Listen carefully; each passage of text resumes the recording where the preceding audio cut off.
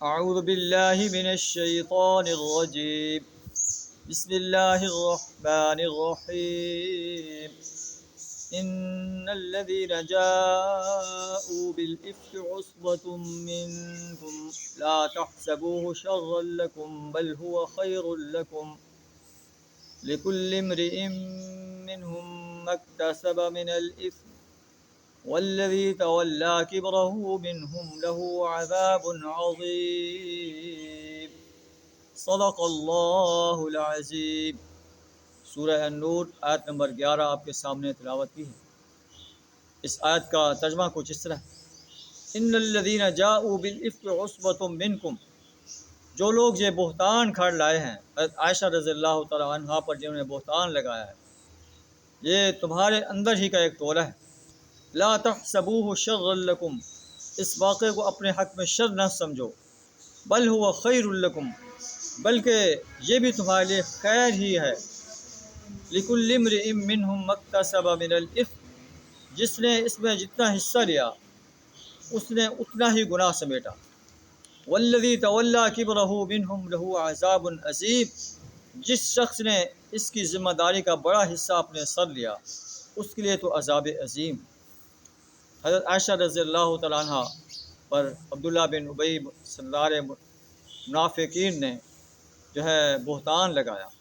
حضرت عائشہ رضی اللہ تعالیٰ عنہ عرض کرتی ہیں کہ اللہ کے رسول صلی اللہ علیہ وسلم جب کسی سفر پر جاتے تو اپنے بیویوں کے درمیان قرعہ ڈالتے اور جس کا قرعہ نکلتا اس کو اپنے ساتھ جو ہے لے جاتے۔ تو غزوہ بنی مستلق میں نبی صلی اللہ علیہ وسلم نے قرعہ ڈالا، قرعہ جو ہے میرے نام کا نکلا، میں آپ کے ساتھ جو ہے سفر میں روانہ ہوگی۔ غزوہ بنی مستلق جو ہے اس کے بعد نبی صلی اللہ علیہ وسلم واپسی جو ہے مدینہ کی طرف روانہ ہوئے، ایک جگہ پڑاؤ کیا اور رات جو ہے وہاں گزاری۔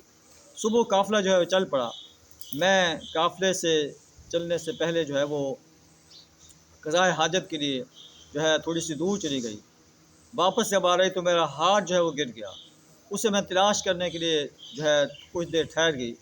جب واپس آئی تو قافلہ جو ہے روانہ ہو چکا تھا، تو میں نے جو ہے یہ سمجھا کہ نبی صلی اللہ علیہ وسلم یا صحابہ کرام جو ہے جب مجھے دیکھیں گے کہ میں اپنے ہودج میں نہیں ہوں تو واپس جو ہے وہ میری جگہ پہنچیں گے اور مجھے لے جائیں گے۔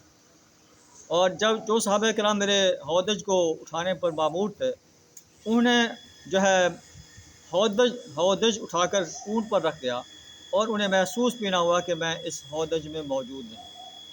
حضرت صفوان بن معطل رضی اللہ تعالیٰ عنہ صبح کے وقت جو ہے وہ تشریف لائے اور انہوں نے دیکھا کہ میں وہاں سوئی ہوئی ہوں۔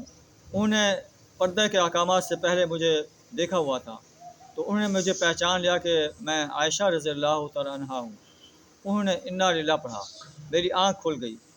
تو عرض کرتے ہیں کہ میں اٹھ بیٹھی، خمرت وجہی بے جلباب، میں نے اپنے چہرے کو جو ہے اپنی چادر سے چھپا لیا۔ انہوں نے اونٹ بٹھایا، میں اونٹ پر بیٹھ گئی اور وہ دوپہر کے وقت نبی صلی اللہ علیہ وسلم کے قافلے میں شامل ہوئے۔ عبداللہ بن ابی نے دیکھا کہ صفوان بن معطل آپ کو لے کر آ رہا ہے، اس نے یہ بہتان کر دیا کہ یہ بچ کر نہیں آئی اور جو ہے یہ بات مشہور کر دی۔ اس میں اور منافقین بھی شامل ہو گئے اور حضرت حسان بن ثابت رضی اللہ تعالیٰ عنہ، حمنہ بن جاش رضی اللہ تعالیٰ عنہ اور مصطح بن اساسہ رضی اللہ تعالیٰ عنہ جو حضرت صدیق اکبر رضی اللہ تعالیٰ عنہ کے قریبی رشتہ تھے، یہ شامل ہو گئے۔ تو ایک طوفان برپا ہو گیا۔